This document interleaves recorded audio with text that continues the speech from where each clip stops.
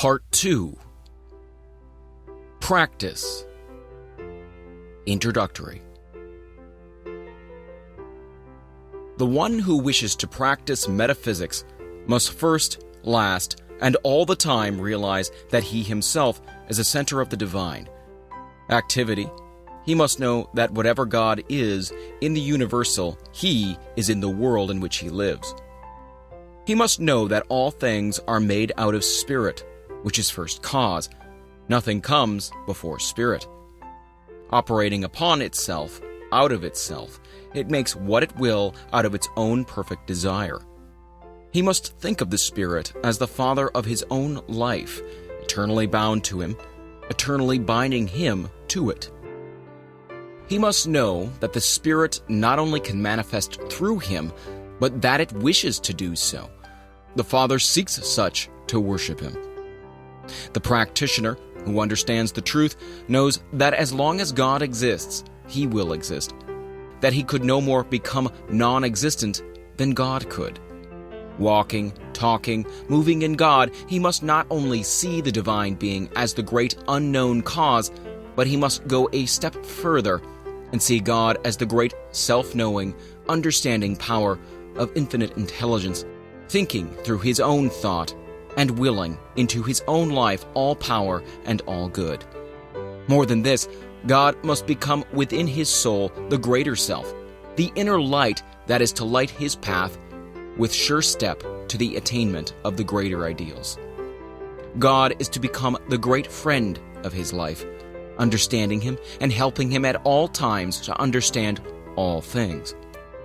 No more books, no more teachers, no more preachers, creeds, or candlesticks will he ever need, as the great realization that God is all in his life dawns upon his awakened thought. Naught is the squire when the king's at hand. Withdraw the stars when dawns the sun's brave light. He must know that not height, nor depth, nor any other thing can come between the soul and its perfect Creator. Too long have we listened to people. Now our own soul shall speak in a language that is unmistakable. Now shall we ourselves become masters of all life and interpreters of all mysteries. Now my Father and I are one. As the Word of God goes forth and sets in motion the all-law, so must we realize, because we are one with the Word, that our own thought has the power of expression. The one who wishes to heal must come to see all evil as impersonal, fastening it to no one, but realizing that it is simply false thought. The healer knows that the word which he is to speak will destroy this false impression, and by erasing it, it will vanish. There should be absolutely no sense of responsibility beyond speaking the word in positive faith, knowing. All struggle belongs to the old order. In the new, peace takes the place of confusion. Faith answers the cry of doubt and fear, and the Word is supreme. We must know that our word is law and cannot be set aside by the false thought of the world. Every time that we state a truth, we must know that that truth destroys all that is unlike itself and frees the thought of the one whom we wish to help and to heal. This word must become the new law which frees. People are sick because they think sickness, and will be healed only when they turn from this kind of thought and begin to think in terms of health. The same power used in two ways. There is only one power, but we use it in two ways, either to destroy or to save. The blessing and the curse are one and the same thing. The power of mind used either affirmatively or negatively. The word used in fear and doubt, or in faith and assurance. You do not have to understand material philosophy or be learned in the books of the human race. All these things may be good in their place, but to one who understands the greater laws of life, they are as simple babblings. An infant crying for the light, and with no language but a cry. We no longer cry. We know. We no longer ask if there be a God, or if we dare to speak to him lest we die. We do not analyze, dissect, affirm, or deny. we know. We trust our own word because first we know in whom we have believed. The sooner the one who is striving to attain will realize that truth must become revealed through his own soul and not that of another, the sooner he will attain. We must then become immune from the race suggestion of an hypnotic power that sets itself up as an authority. There is no other authority than your own soul, as there is no law but that your soul has set. Leave authorities to smaller minds and to those who need a leader because of their own self-confessed weakness. And be free. Dare to stand amidst the eternal way and proclaim your own atonement with all the power that there is, was, or ever will be. Practically, the whole human race is hypnotized, thinking whatever it is told to think. We get our concepts from our physical environment. We say, see sin, sickness and death, misery, unhappiness and calamity. And this concept we are giving to the creative, impersonal mind, and so we are making a law for ourselves that will produce what we believe in. Do we really know what law means? It means that which will exact the utmost farthing from our thought. Like produces like, attracts like, creates like. If we could see our thought and take a picture of it, and of our conditions, we would see no difference between the two, for they are really but the inside and the outside of the same thing.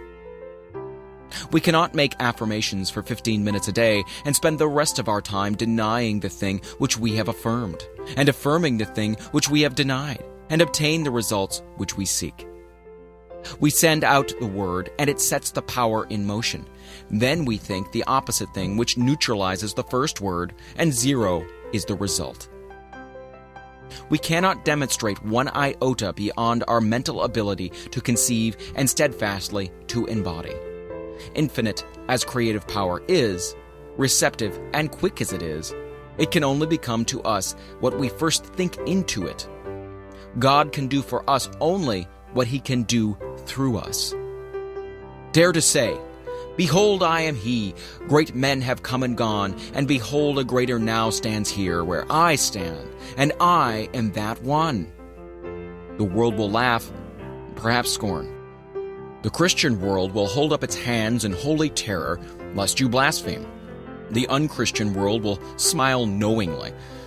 Neither the one nor the other will understand, but the understanding of either counts for nothing. You're now free, and your freedom will yet save the world from itself. The great soul finds within himself the divine companionship which he needs. He finds within himself the peace which passeth all understanding, and the power to do all things. All power. He speaks, his word is law, and it is done unto him of all the power there is. His word knows itself to be the law of life unto all for whom it is spoken, and who receive it. Healing the sick. We shall be called upon to heal all manner of disease, to comfort the sorrowing, and to bring peace to the distressed. First, we must heal ourselves. When we are healing others, we are also healing ourselves. A healer's work takes place within himself. This idea of sending out thought and holding thought is all a mistake. Think. Come into being not only by taking thought, but by knowing that the word is infinite. This word is in your own mouth, and there alone can it be spoken.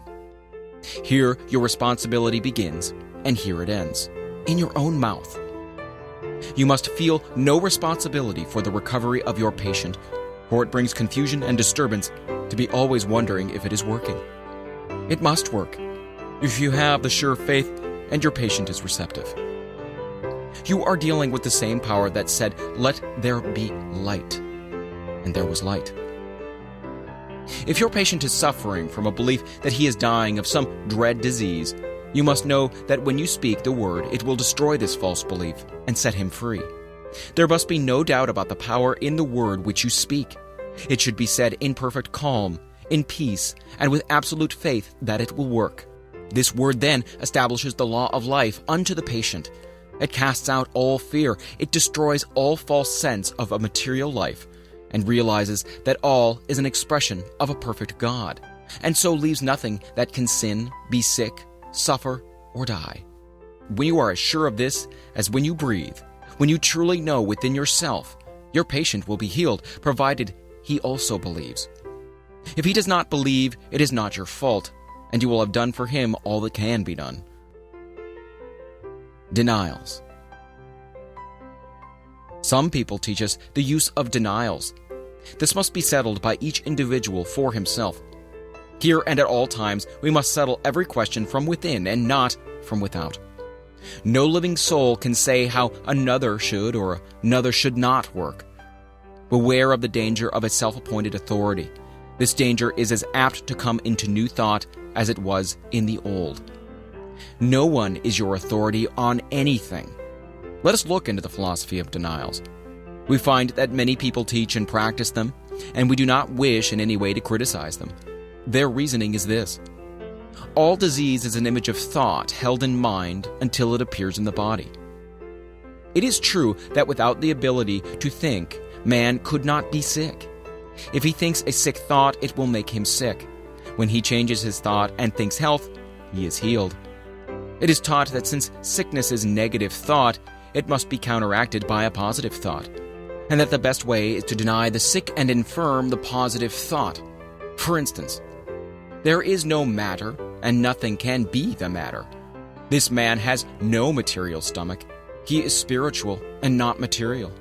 His lungs are not made of matter. They are spiritual ideas. I deny that man can be sick or suffer or die. All this may be accurate. Man is a spiritual idea, and so must be perfect in his real nature. But there is a question if this is the better way.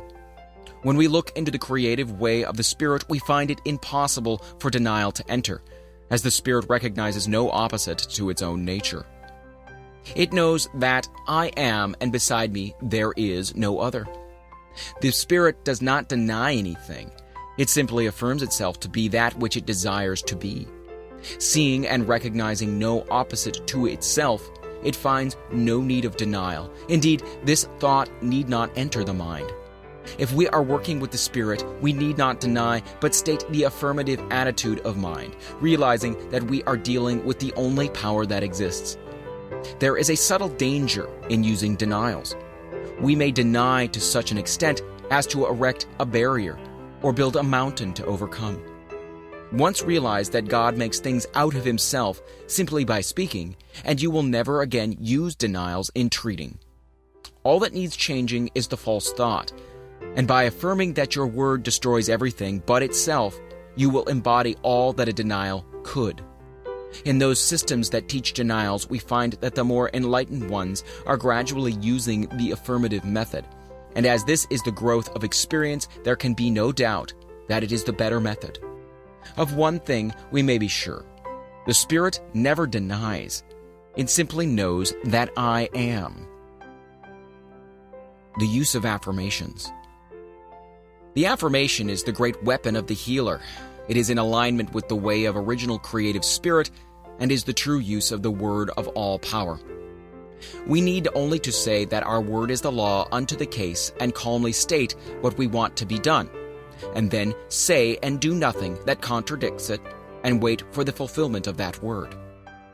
There's a power that operates on what we say, and it is done unto us, and we need have no fear about the results. If I'm treating Mary Jones, I need only say I'm helping her and go to work within myself to realize that she is now a perfect being, made in the image of God. I must know that I am destroying all imperfection.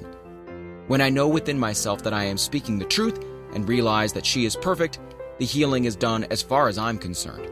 If she receives, she's healed. I'm not responsible for her receptivity. Know that there is a power that corresponds to your own mental attitude, and you will see that the way you are believing is what makes things happen the way they do. Always believe in what you are doing. Never see the negative side of life. Never talk about it or listen to talk of other people, and never think about or see imperfection, and you will have no trouble in making demonstrations. The highest attitude of mind. The highest attitude of mind, from which all else springs, is one of perfect calm and absolute trust in the Spirit. The one who can with perfect confidence look into the future, and with perfect ease of mind rest in the present, and who never looks backward, but who has learned to be still in his own soul and wait upon the Spirit, he is the one who will most completely demonstrate the supremacy of spiritual thought over all so-called material resistance. Be still and know that I am God. Non-resistance. Resist not evil, and it will flee from you. Here is a statement of one of the great laws of our being. When we resist, we make a mental image of the thing we are fighting, and that tends to have it created for us. When we learn to look only at what we want and never at what we do not want, we will no longer resist anything. Suffer it to be so now. You need not to try to change the world. Let it alone. All people are doing the best they can. No one needs to be saved but yourself, and the sooner you realize this, the sooner you will attain. Get over that holier-than-thou attitude. It is an illusion that many people suffer from, especially in the religious world. The world is all right. It's not going to hell. It is on the way to heaven. It is getting good so fast that in the process many things are being overturned and confusion appears to be on the surface. A great change is taking place, and on the surface the results are as yet a little mixed, but underneath the power is at work, destroying all unlike itself. In time, all will come to see this. What a load of responsibility we assume that we were never meant to carry. Remember that in the divine plan no mistakes are made, and that if God could have done it in a better way, he would have done it differently. No souls are lost, for all live and move and have their being in him. And God is not a God of the dead, but of the living. For in his sight, all are alive. Too long have we believed in the negative, simply because we have allowed ourselves to become hypnotized by a few strong-minded people, and by those who have imposed upon the race a mass of false philosophy. Be alive. There is no place in the new order for dead ones. The true metaphysician is alive to all that is useful, filling his place in the events of the human race. He takes part in all its labor and in all its fun. Pessimism must be relegated to the scrap heap. There is no place among the living for the dead. Let the dead bury the dead. Follow thou me. Do not hesitate to enter into the game of life, but do so with a zest and an enthusiasm that overflows with life. Fill yourself with the radiance of a life running over with power and usefulness. Then shall the world see your light. People in the new thought, above all others, should enter into the business world, into educational vocations, into politics, into every walk of life, and there prove before a waiting world, tired of itself, that a man's a man, with this difference, not a son of man, but a son of God. Be happy. How could we hope to make the world see the right way unless we overflow with joy? The world has now too many sad faces. We see them everywhere, that resigned look that seems to say, one rebuff more or less makes no difference. I'm already so sad that nothing matters. I can bear it.